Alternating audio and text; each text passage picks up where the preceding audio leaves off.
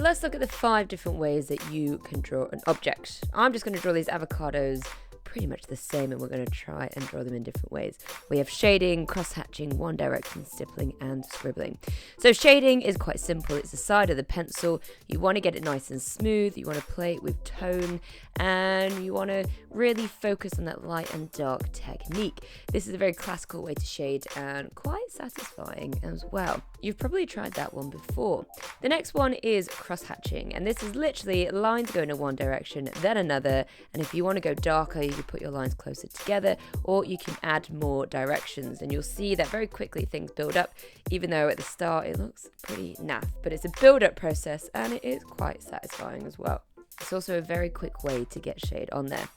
The next one is just one direction. So you literally go in one direction. The distance between your lines can change, or the pressure of your pencil, and you can still get a nice satisfying look.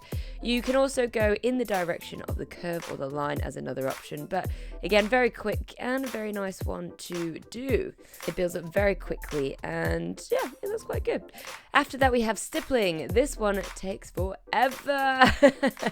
And you really have to have your pencil up in the sky, otherwise you end up with these really long lines. The whole point of stippling is to get dots, lots and lots and lots and lots and lots of dots. And when you build it up in an area, you build up the density, therefore building up the shade. So stippling is quite a therapeutic way to draw, but you do need a lot of time and you need a lot of anger. Let it all out on the paper. This took me absolutely ages. So not my favorite, but it does give a nice effect, and we kind of get it too.